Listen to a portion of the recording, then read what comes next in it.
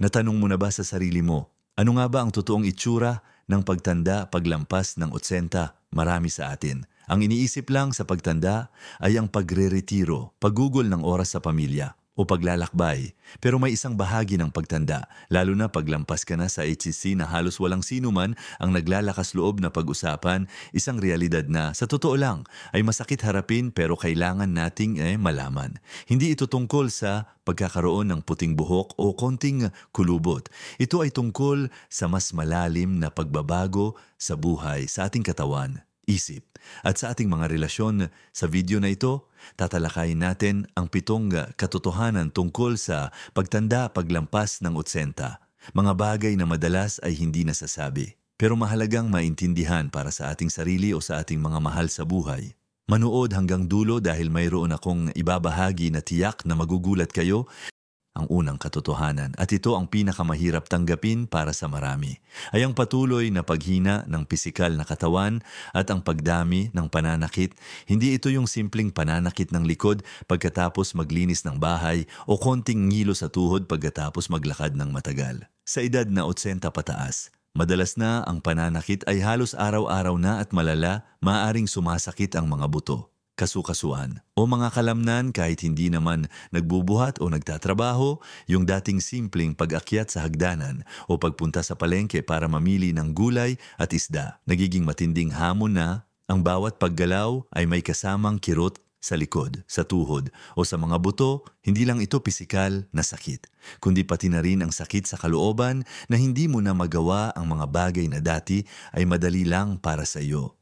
Ang pagdama ng kawalan ng lakas, ang hirap na bumangon sa kama, o ang paghahanap ng tamang posisyon para makatulog dahil sa pananakit ay nagdudulot ng matinding pagkadismaya at kalungkutan. Maraming matatanda ang nakakaranas ng arthritis, osteoporosis, o iba pang kondisyon na naglilimita sa kanilang mga galaw. Ang bawat hapdi, bawat kirot ay paalala ng pagbabago ng katawan na hindi na kasing lakas at kasing sigla ng dati. Ito ang pinakamahirap tanggapin, lalo na kung naging aktibo ka nung kabataan mo, pero may mga paraan para harapin ito ng may pag-asa yuna.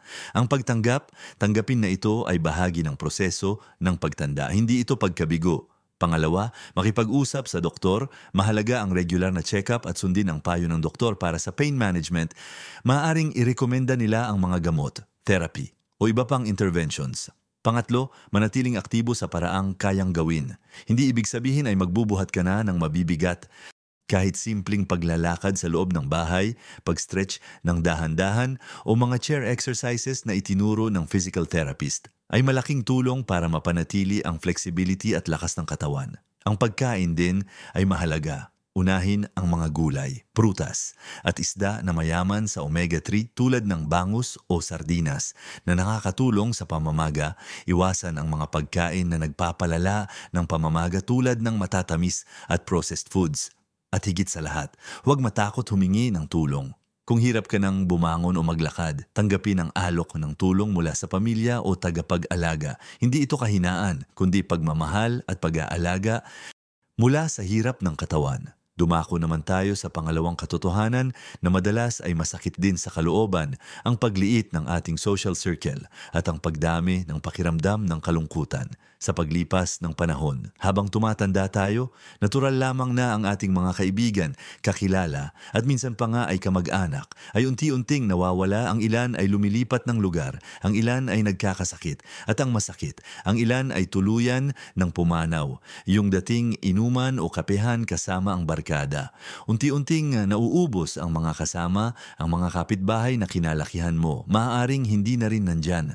Ang epekto nito ay matinding kalungkutan at pakiramdam ng pag-iisa. Kahit pa nakatira ka sa loob ng isang pamilya, maaaring makaramdam ka pa rin ng pagkakahiwalay. Busy ang mga anak sa trabaho. Ang mga apo ay nasa paaralan o sa sarili nilang mundo ng social media. Nagiging tahimik ang bahay at ang bawat araw ay tila mas mahaba at mas malungkot.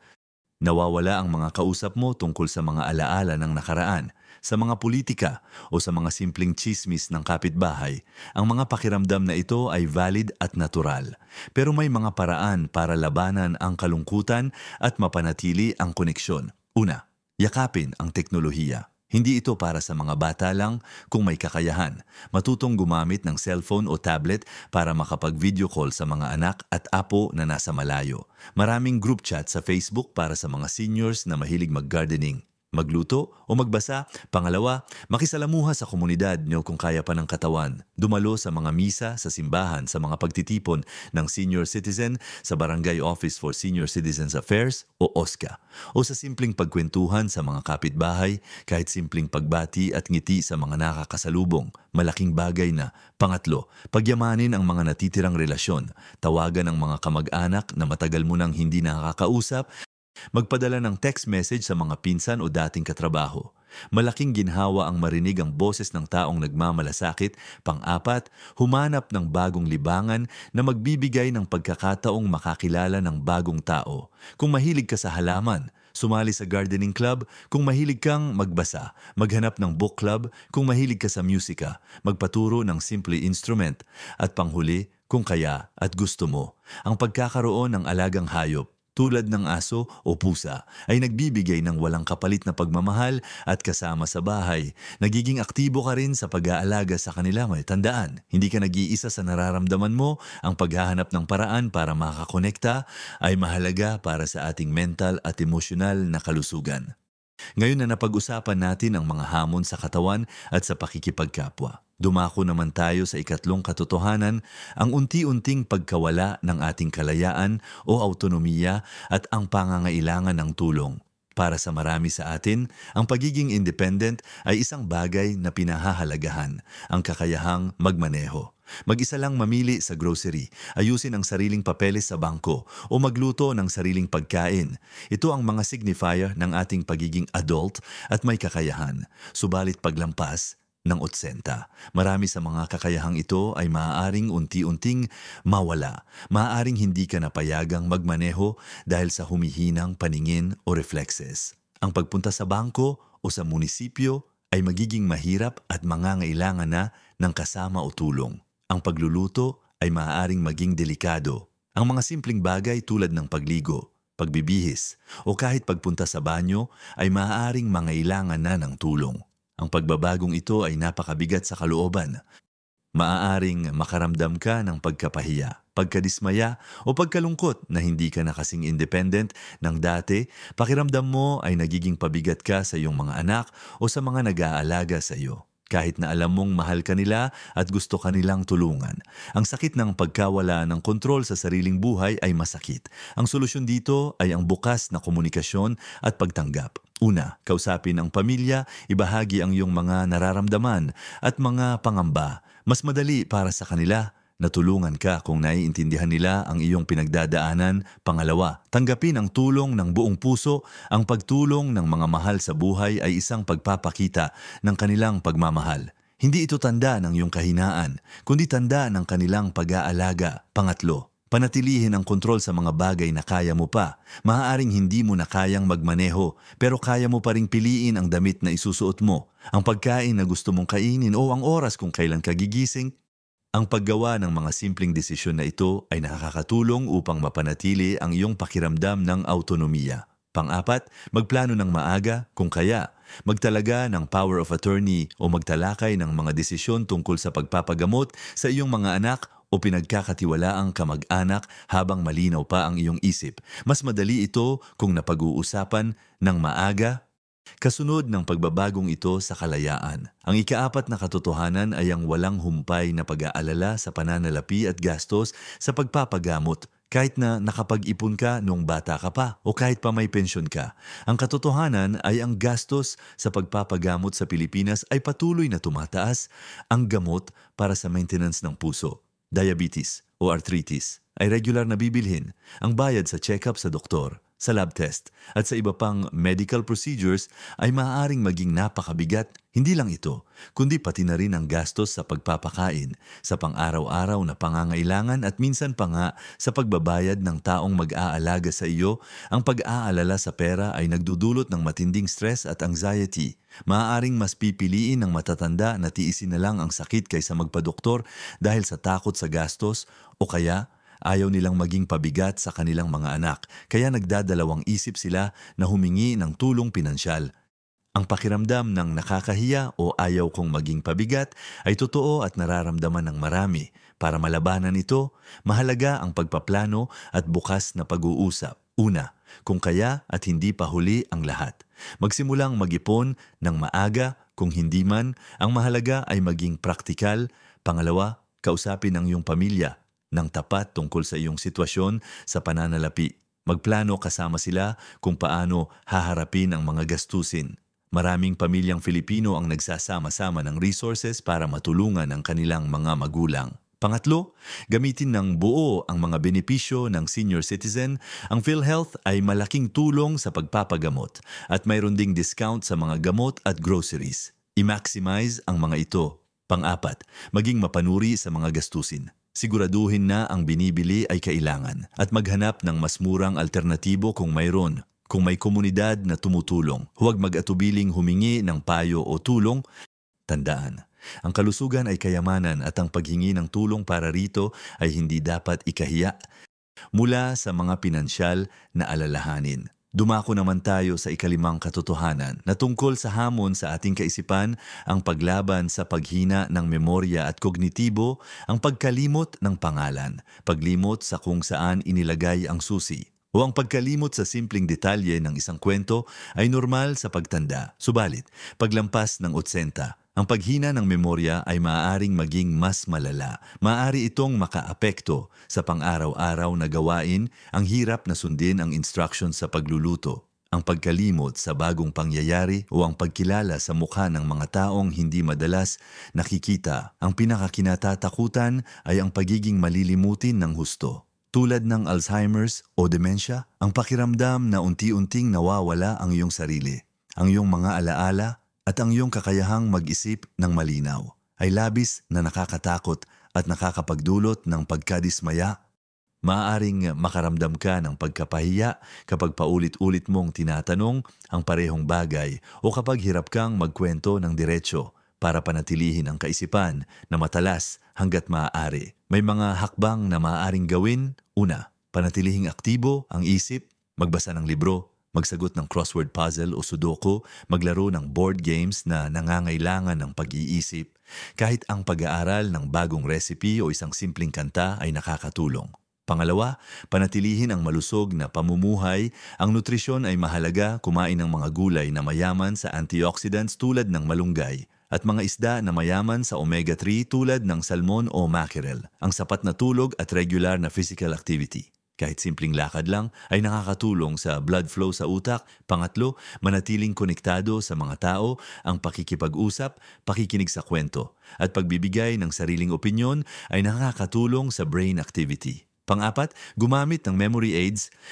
Gumawa ng listahan ng mga gagawin. Ilagay ang mga mahahalagang gamit sa isang partikular na lugar o gumamit ng calendar para sa mga appointments. At kung may matinding pag-aalala sa memorya, magpatingin agad sa doktor para masuri at mabigyan ng tamang payo. Maagang interbensyon ay mahalaga. At ngayon, para sa ika-6 na katotohanan, ang pagbabago sa relasyon natin sa ating mga anak at sa pamilya sa kulturang Filipino. Ang mga magulang ang haligi ng tahanan, ang pinagmumula ng karunungan at autoridad. Subalit, sa pagtanda, lalo na paglampas ng 80, ang dinamika ng pamilya ay maaaring magbago. Ang mga anak mo na dati mong pinapangaralan at inaalagaan, ang siya namang magiging tagapag-alaga mo, sila na ang magiging taga-desisyon sa ilang mahahalagang bagay. Tulad ng iyong pagpapagamot, pananalapi, o kung saan ka titira, maaari itong maging sanhi ng pagkalito, pagkadismaya, at minsan pa nga ay alitan. Ang pakiramdam na nawawala ang iyong dating papel, na hindi ka na ang boss o ang pinagkukuhanan ng payo, ay masakit. Maaaring makaramdam ka ng kawalan ng respeto o na parang bata ka na ulit na kailangan pang utusan. Sa kabilang banda, ang mga anak din ay nahihirapan sa pagbabagong ito.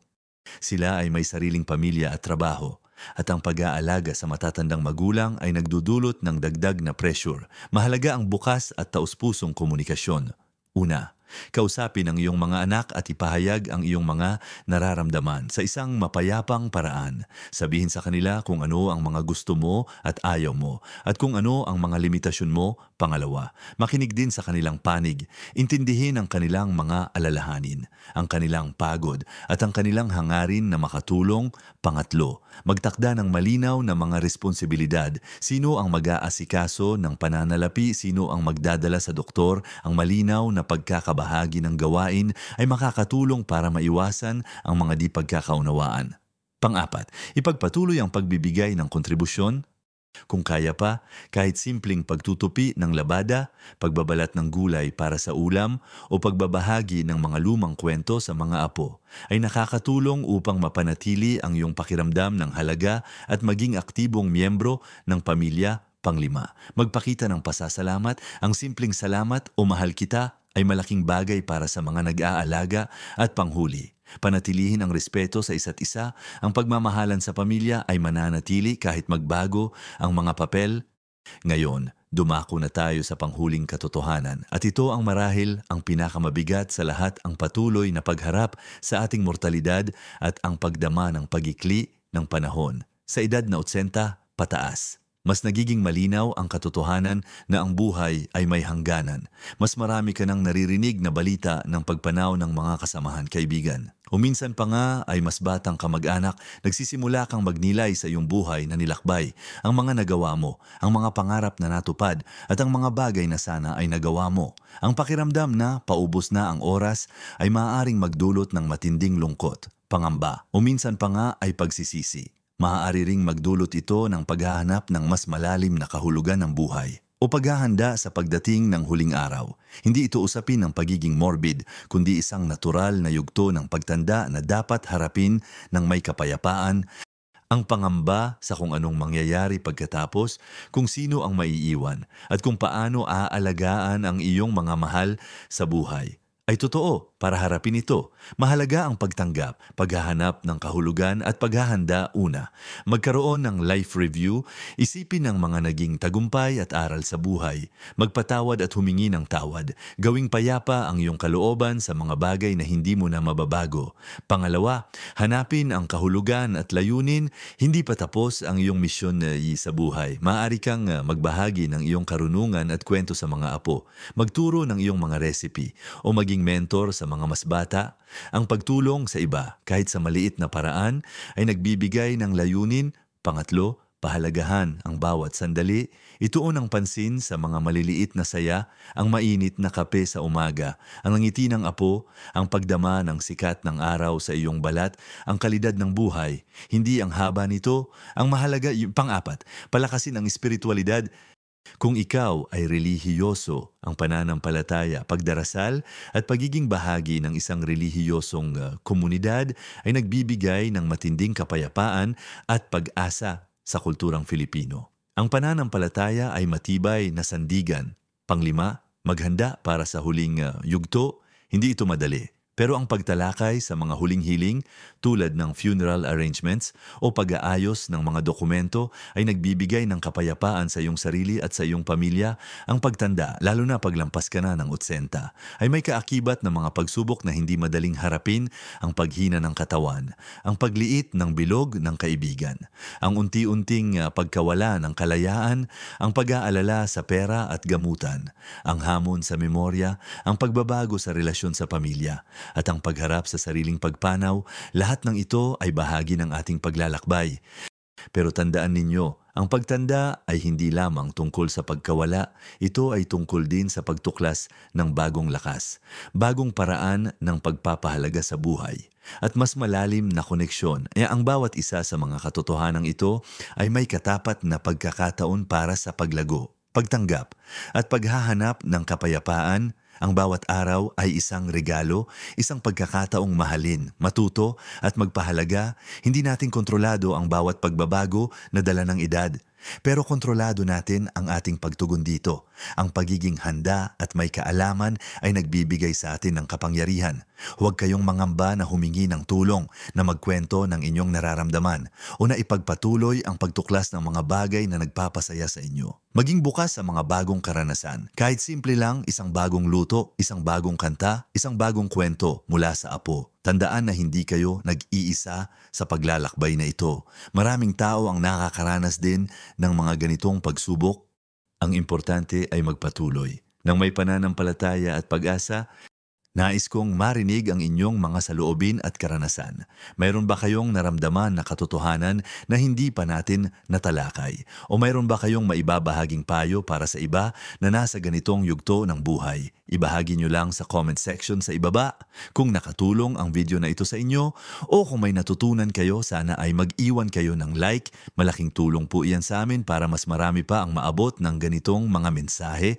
At syempre, kung gusto nyo pang makakita ng mas marami pang helpful na content para sa ating mga nakatatanda, huwag kalimutang mag-subscribe sa aming channel. I-click nyo lang ang subscribe button at ang notification bell para updated kayo sa aming mga bagong video. Tandaan, ang edad ay numero lang, pero ang karunungan at pagmamahal na inipon natin sa paglipas ng panahon ay walang katumbas. Mabuhay ng buong puso. Sa bawat yugto ng inyong buhay,